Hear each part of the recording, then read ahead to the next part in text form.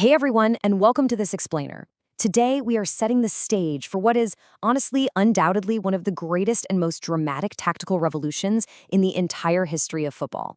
We're going to take a trip all the way back to 1967 to witness the exact day an unstoppable attacking force met an immovable defensive object, and how it fundamentally changed how the beautiful game is played forever.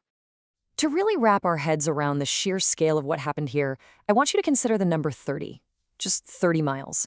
Every single player in the Celtic starting lineup who walked out onto that pitch to conquer Europe's most feared football empire was, incredibly, born within a 30-mile radius of their home stadium, Celtic Park in Glasgow. I mean, in today's era of massive global super teams, that is literally almost impossible to comprehend.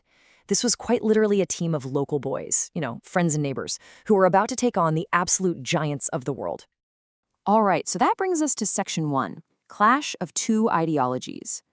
Now, this 1967 European Cup final wasn't just a standard football game to decide a champion. No, it was a total, unyielding war between two completely opposing football philosophies. It was basically a battle for the very soul of the sport itself. So let's contrast these two titans for a second. On one side, you've got Inter Milan.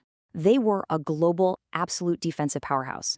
They were two-time European champions, famously known as La Grande Inter. Basically, they represented pure pragmatism and control. Then, on the exact opposite side of the spectrum, you've got Celtic. This local team built on a super fluid 4-2-4 formation, relying on just a relentless, breathless style of attacking. They were the undeniable underdogs here, and they represented pure flair and absolute fearlessness. Now, to fully appreciate what Celtic was actually up against, we've got to define Inter Milan's ultimate weapon of choice, which was Catenaccio. This literally translates to door bolt. Catenaccio was a highly organized defensive system. It featured incredibly strict man marking all across the pitch, but its real crown jewel was the sweeper, or libero, which is basically a free defender who just sat behind the main defensive line to mop up any mistakes. Under their manager, Helenio Herrera, this rigid system made Inter Milan seem virtually invincible. The unwritten rule in Europe at the time was super simple. If Inter Milan takes a 1-0 lead against you, well, the game is just over. But then you have Celtic's manager, Jock Stein, and he flat out refused to accept that narrative. His whole philosophy was basically the ultimate countermeasure to Inter's negativity. See, Stein built his team on a completely fearless, fan-pleasing, total attack philosophy. His guiding principle was pretty simple: entertain the people who pay at the turnstiles.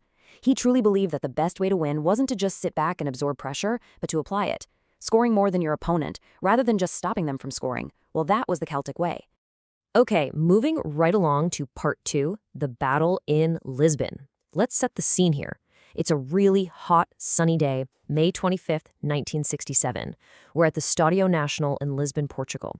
You've got 45,000 fans packed into this sun-drenched amphitheater overlooking the river, all just waiting to watch this ultimate stylistic showdown unfold. Well, the absolute worst-case scenario for Celtic actually happens almost immediately. Just 7 minutes in, Jim Craig commits a foul in the box, and Inter's Sandro Mozales steps up and converts the penalty. Bam, 1-0 Inter Milan. Now, like we talked about, under the rules of Catenaccio, this usually meant game over. Inter immediately dropped back into their defensive shell, totally ready to just absorb pressure and kill the clock. But here's the thing, Celtic didn't panic, not at all. They just cranked up the pressure, they literally hammered at the door, until the 63rd minute when Tommy Jummel blasted in this incredible 25-yard equalizer. And then, the magic moment. With just 6 minutes left on the clock, Stevie Chalmers redirects a shot to score the winner. 2-1 to Celtic. Which brings us to Section 3, breaking the Catenaccio system. Okay, let's dive into this. How exactly did a team of local Scottish lads manage to completely dismantle the era's most dominant and sophisticated defensive machine? I'll tell you, it wasn't just raw passion. It was absolute tactical genius. Jock Stein rolled out some very specific tactical tweaks that just completely overwhelmed Inter. First up, he used his fullbacks almost like wingers, pushing them incredibly high up the pitch. Second, his forwards were constantly swapping positions, which just kept dragging Inter's man markers way out of their comfortable zones. Third, Celtic's midfielders initiated this relentless high press, just constantly hounding Inter and forcing turnovers. And honestly, finally, absolutely none of this works without supreme physical fitness. Celtic ran Inter ragged, essentially trapping them in their own half for pretty much the entire game. And this next point brilliantly illustrates step by step exactly how they broke that system on the left side of the pitch. So, Inter's Tarcisio Bergnick was given strict orders to man-mark Celtic's super dangerous winger Jimmy Johnston. Well, knowing this, Celtic's Bobby Lennox drifted infield, which pulled his marker with him and created an overload right in the center. Now, that created a massive, totally empty space out on the left wing. Tommy Jamel, who is nominally a left back, instantly recognized this and just bombed forward into that vacated flank, completely unchecked. Because Inter's players were so incredibly committed to their rigid man-marking assignments, literally nobody picked up the overlapping fullback. It was basically a massive tactical short circuit. As you can imagine, this relentless movement just took an unbelievable physical toll on the Italian giants. Bobby Lennox, one of Celtic's forwards out there that day, later reflected on exactly what Inter's condition was like near the end of the match. He said, and I quote, "They were out on their feet. I think the stretcher bearers might have been working overtime during any extra time period." Inter just flat out couldn't cope with the stamina and the heat applied by Stein's players. They were completely broken, not just tactically, but physically. Now, what's really mind-blowing about this next part is the sheer scale of the dominance. It was staggering. I mean, listen to these numbers. Total shots were Celtic 45, Inter Milan 3. Celtic also had 10 corners to Inter's 0. You have to remember, they were playing against a team that was widely considered to have the greatest defense in the history of world football. For Celtic to generate 45 shots, I mean, that perfectly proves the definitive death of Catenaccio. It wasn't just a win, it was an absolute siege.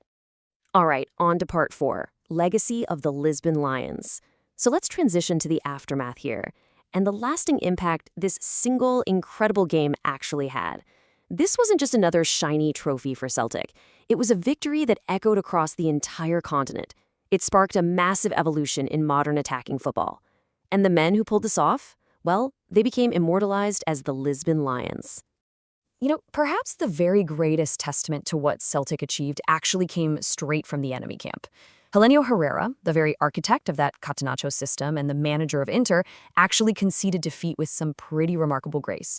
He stated, "We were beaten by Celtic's force. Although we lost, the match was a victory for sport." Wow. When the absolute master of defensive pragmatic football admits that an attacking philosophy is a victory for the sport itself, yeah, you know a massive paradigm shift has just occurred. It basically signaled a continent-wide shift right back towards creative, offensive tactics. But amidst all this super high-level tactical history, it's actually really wonderful to just ground these heroes in humanity for a second. So, when the final whistle blew, there was this chaotic, completely euphoric pitch invasion. Tens of thousands of fans just swarmed the field. And what did the victorious Bobby Lennox do? Well, he suddenly realized he needed to look good for the historic photographs. So he literally sprinted through all the mayhem straight to the back of Celtic's net just to retrieve his false teeth, which he had safely stored in goalkeeper Ronnie Simpson's cap before the game. It's just hilarious, and it perfectly colors the vibrant, completely down-to-earth celebration of the first British team ever to win the European Cup. So as we wrap up this explainer today, I really want to leave you with a thought. The story of the Lisbon Lions is fundamentally a story about courage. They faced an opponent that told the whole world it was safer to hide, to defend, and to just protect what you already have. But Celtic proved that taking risks, playing with genuine joy, and relentlessly moving forward can break down even the absolute strongest defenses. So looking at your own challenges in life, in a world obsessed with protecting the lead, are you brave enough to keep attacking?